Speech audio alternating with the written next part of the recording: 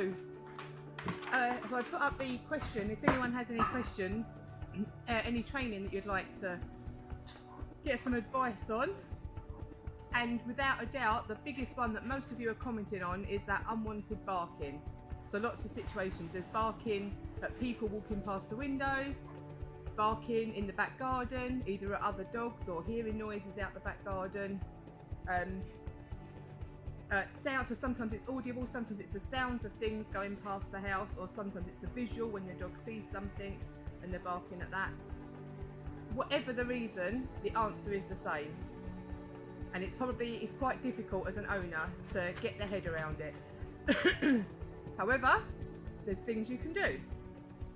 First thing, prevention is better than cure. So let's just explain. So lots of you, when you left sent these messages to me, it was, what do I do when my dog's barking? How do I stop him from barking? That is the wrong question to ask, firstly, because you're going to fall onto that slide again that Harry Poppins doesn't use, where you're going to punish your dog. If you're going to allow, and I don't mean allow because I know you're not allowing it, but if you're going to let your dog run out the back garden, do the undesirable behaviour, i.e. the barking, and then you want Harry Poppins to tell you how to stop that barking, well then it's going to become a punisher, because your dog is doing the behaviour, and then you want me to say to you, you need to say oi, or you need to say come on, or you need to do something. So we're punishing this behaviour that you don't like. If you've identified that your dog does an undesirable behaviour, then we need to change the way your dog feels in that situation so that they don't do this behaviour. Then we don't need to worry about telling them off, or what do we do when they're doing it, because they don't do it. So if at the moment your dog is going out the back garden and seeing the neighbours' dogs or hearing the neighbours' dogs and barking, that's the problem that you've identified, but we need to now train a new behaviour. So then when your dog goes out the back garden and your dog sees the neighbours' dogs, what would you like your dog to do instead? We'll teach them that, we'll reinforce it lots, and we'll make that a new desirable behaviour. If your dog is barking at people walking past the front door, walking past the front house, currently your dog is perhaps up at the window, bark, bark, bark, bark, running around the room, getting overexcited, doing whatever they're doing when they see or they hear that thing walking past the front door. What would you like your dog to do instead every time they see people? So it's thinking, changing the way your dog's brain feels and what their emotional response is to those triggers in those situations. So yeah, first thing, preventing the unwanted behaviour. I know that this doesn't fix the behaviour, but sometimes just simply closing your curtains, preventing your dog having access to the front window. I used window film when I first brought Ruby home. She used to really bark at things walking past the front door, so I bought some of that window film off of Amazon. It's cheap as chips. You can get really decorative ones. I just bought a plain window film, just put it over the double glazed door. Still lets the light in, so I haven't blocked any light, but now her vision is, she can't see out. It's disturbed the vision. It's all blurry. So that was a cheap way just to fix it. Yeah, keeping your blinds closed, keeping your curtains closed, maybe leaving a radio on just very low, just to drown out any of that sounds that they're hearing. That doesn't fix the problem, but that doesn't fix the problem, but that stops it from getting any worse. So that's the first thing to look at. Second thing, or should have been the first thing actually, is making sure, again, I say this all the time, but getting that dog vet checked. I've known many times, sometimes just putting a dog on pain relief has stopped this undesirable barking behaviour. If they've got a bit of noise sensitivity or a bit of an ear infection or something isn't quite right inside their ears, simply going to the vet, doing a pain trial, trying them on pain relief for a few weeks, the barking has gone. So that's something else to consider. That should have been my first one, going to the vet. Hey, Bruce. Yeah, okay. So then your next step, your positive interrupter. Because I can't wave a magic wand and fix this behaviour overnight or even in a week, and I can't give you a tablet to take and fix it quickly, when your dog is not doing the undesirable behaviour, you need to teach a positive interrupter. You can be any word. I use the word pup, and I say it very quickly. So pup, pup, pup, pup, pup.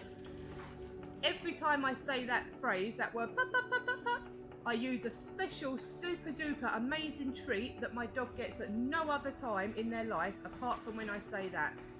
When you're teaching it initially, teaching your dog to come to you to get this reward, start off dead easy. Be very close to your dog. Don't have any sounds going on. Don't do it at the time when the neighbour's dog is barking. Not yet. You haven't taught your dog it yet. That would be unfair.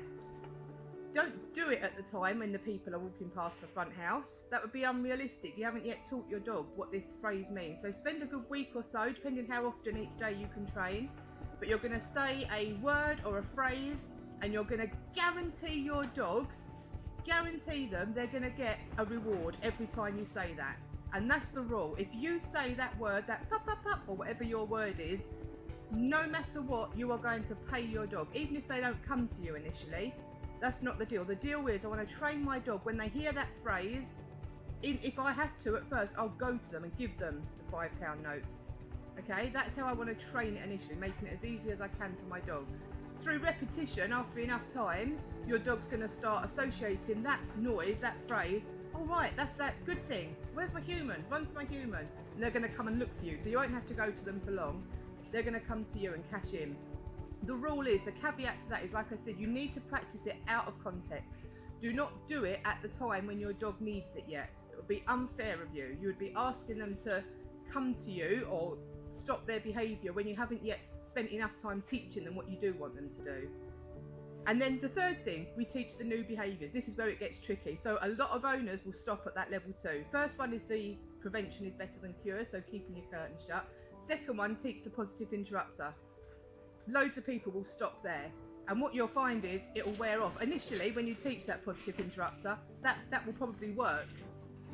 So then people don't move on to this level 3, step 3 stuff. They stay there. But then eventually, that level 2, you'll say to me a few months, well, it worked at first and it stopped working. Well, you wasn't supposed to stop there. That you're supposed to carry on through. It's a 3-stage process. You need to carry on through it.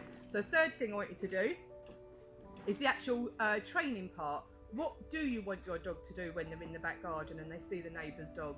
What do you want your dog to do when someone walks past the front house? What behaviour would you like? So an obvious one that I teach is find the human. So we're all sitting there watching telly, someone or a lorry or whatever goes past the front door, or someone walks past. I see my dog looking, they can see someone going past. Previously, my dog has gone to the window and gone rah, rah, rah, and barking at them. What would I like my dog to do? Find the human. So again, out of context, setting the challenge as easy as you can. So you have to do this training when it's just you and your family at home, or just you, when there is no real life situation. Set the scene up, get one of you to go outside and walk past the house. You be sitting in the house with your dog. When your dog spots someone walking past the house, albeit it will be a low level distraction because it will be someone that they know, when they see that person, that's when you start the reward. So it's the care thing. You're reinforcing the desirable behaviour. Now my dog has heard someone or seen someone at the front door, walking past the front of the house. They're not barking, so I'm paying them for not barking. Okay? If they do start barking, you've pre-taught that positive interrupter. That bop, bop, bop, bop, bop, and they're going to go, boom, I know that. And they're only going to get that special reward. That's the rule for that training, that positive interrupter, is that it's a special treat that they get at no other time in their life at all, ever. Only when you say that word. Okay? Is that making sense? Trying to think of other examples when your dog may be doing undesirable barking. Out the back garden is definitely a common one. And yeah, I think it's just, or adverts on the telly.